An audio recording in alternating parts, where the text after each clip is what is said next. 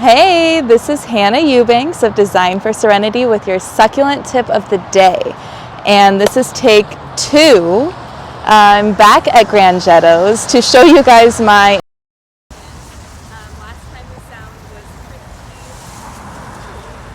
so we're going to do this again. I met at GRANGETTOS back in April maybe of last year. He asked me to design new installations of the network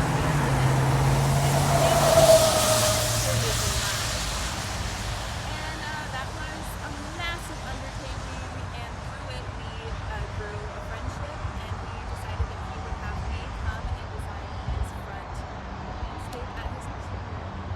Well, it's not a nursery, it's a garden center in Escondido. Anyways, so I came over and we decided that we wanted to put in a low maintenance, drought tolerant landscape, but also incorporated community garden. Kevin is from Escondido. He is proud of it, and he not only does he want to beautify his city, he wants to share with me. So I think that's really awesome. And we're also able to cut through. We're also able to showcase some of the supplies that he has here. For instance, these raised beds. They're beautiful. They also come with stands, so that's cool. But we decided we would just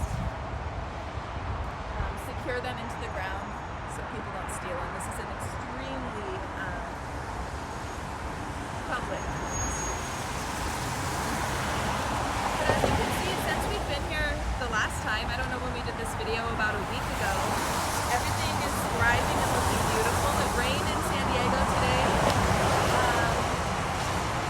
Things have grown. I see something splashing on the floor. We'll have to go into his shop and see what organic material we can sprinkle onto here. Let's see. So I decided to separate the installation in mulch and rock. I used California 3/4 inch rock on the corners. So in all of the succulent areas, I decided to use rock, and then in the orchard and raised bed areas I use mulch. It's more cost effective, and it just kind of made sense, and it looks good. This is gorilla hair. It's my favorite of all the mulch. I stand by it, and it spreads great. We did get about 10 yards, 15 yards, 10 yards of it. How much did I say you'd need? She said we'd only, my mom said, oh, Hannah, you only need 1 yard of that stuff. It spreads so good. Whoops, 10 yards later. So we initially, this is just going to be fruit trees. On this side we have oranges, and on the other side we have lemons, all different varieties.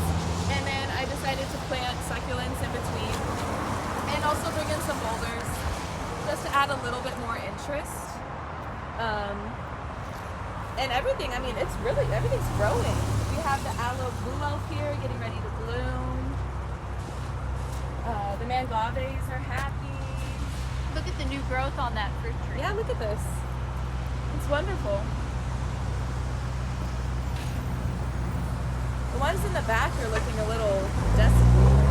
Yeah, something's not enough. Yeah, look at that. Oh my God. Oh, I see a snail. Look, snails. See him? Ew. There's one. Get. And then there's another one. Oh my God, they're all over it. I see 4 more. Ew, look at Mom, get Oh, them. no, you get them. I don't want to get them. You get them. Jeez Louise. They are. Yeah, a little baguetta would go very far. Yeah, out some here. baguetta, huh? This is what we call this is insane. an infestation. It really is. The spawn is Satan. Yes. Oh, God. And there's They're gonna one in find- front of me. oh my gosh, And look. there's poo Oh my God, everywhere. all There's over. poo all over this thing. Oh my God. Oh my goodness. Yeah, they sent out a memo and everybody showed up for the party. Wow, okay. Yeah, okay. Hannah's nice. She threw them into the mulch. I threw them out in the street. Yeah. My mom threw them into the street and I just threw them into the mulch. She has no patience. Yeah, there's for this more one stage. snails Yeah, on that the ones one. in the back, it's so interesting. The front ones are okay though. Look at the new growth over here. So yeah, we will definitely be sprinkling some baguetta. I don't see very many weeds. I don't know if they've been coming out and pulling them or they just haven't sprouted. Well, So- remember where we are. They probably have a product in here we can grab before we go and take care of this. Yeah. For sure. So over on this end, I know. Tell them how big the mangaves are going to get. Oh my gosh, they're gonna quadruple in size for sure. That's gonna just hug. It's gonna take over that rock.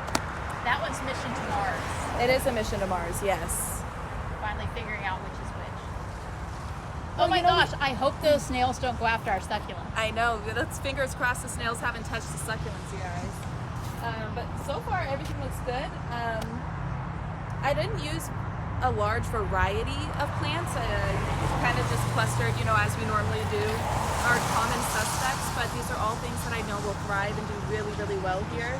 Because again, one of Kevin's biggest priorities was low maintenance. And about the color. trees. I'm sorry? The trees. Oh yeah. And then, oh my gosh, they're already blooming too. So then we have the Palo Verde Desert Museums here. I have two. I planted one on the other end as well. I just really like this tree. And this is a hot corner.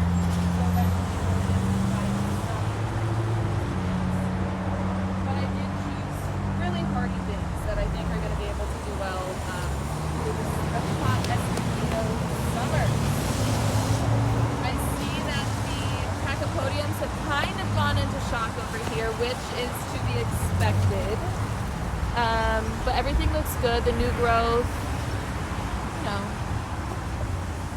they'll snap on out of it. I had leftover materials from when I did the San Diego Fair, and that's what all the lava boulders are. So we use those just to kind of delineate the different sections between the mulch and the rock, and then also worked as retention in some of the steeper areas. Tell them what our client Amy said about driving by GRANGETTOS. And Oh yeah, the other day, one of our clients had driven by here from the post office and said she was very concerned, saying someone's stealing the Design for Serenity style. That is me. And then she watched the video. She got home, watched the video, and said, "Oh, makes sense. Makes sense. Look at that. Look at the color, mommy. wow, And then not to mention the Ferox bloom right next to it. beautiful. Is that kaleidoscope? I Or believe it I is. think it is a kaleidoscope because I think snow leopard doesn't quite get Get that. that pink. Yeah. Snow leopard doesn't quite get as pink. Gorgeous. But yeah, Happy stunning. Aloe Days. I'm so pleased to see how well everything's doing. I know they probably all enjoyed the rain we had today too. How much soil did you use in here? We used like 15 yards of soil throughout the entire installation. Oh, and speaking of, I didn't work with our normal crew this time around either. I was working with a father son and it was wonderful. They were great. I got them through Kevin Grangetto, and it was a really, really fun experience. So that was nice. They put all of these beds together. I didn't have to touch them. It was so funny. I was trying to get in there and move the boulders. They would not let me. They refused. But they don't know that I get in there, on a regular basis. So on this side, it's a lot brighter on this side. So we put the lemons, they can get more sun. And look at all this growth. I don't see any snail damage on here either, which is good. We're still waiting to determine what to do with this bed. Kevin is really excited to start doing workshops again here, teaching people about everything that has to do with farm and garden supplies and gardening. And then I thought it'd be really cool also to show people that you don't just have to plant veggies or fruit in your raised beds. You can do a mini tapestry. You can do flowers. You can do a rock garden. It doesn't have, it could be anything you want. We're also looking into doing a new mural, possibly on both sides. I have a couple of people in mind, possibly our very own Cullen. And then I have some friends, graphic girls who do a lot of murals here in San Diego. They're really talented. they possibly come and do it as well. So maybe we can do a collab.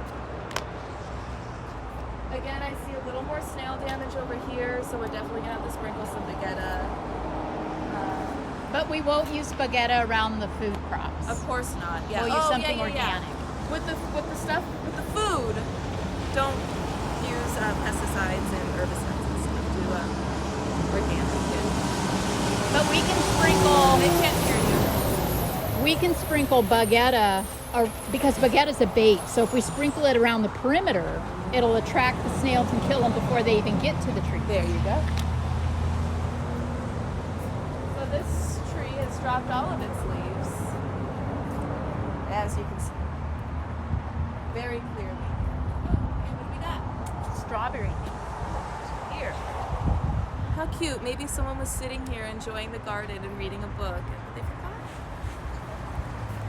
Well, last time, I don't know if you guys can hear, but I was trying to talk about the detritus, and as you can see on top of the mulch, these leaves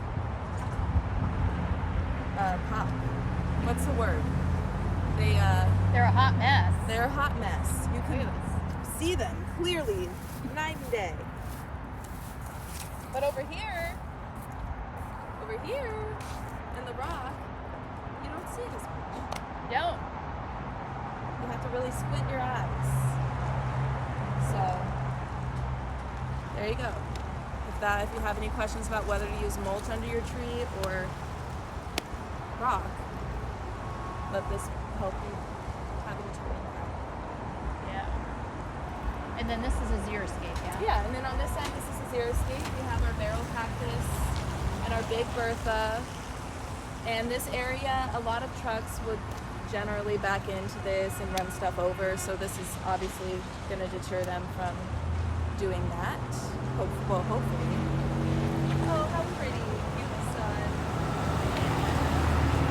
Yeah, this project took quite a while, only because it was during the holidays. We did it over Thanksgiving, and whether I was out of town with my parents or the crew was out of town doing their own thing.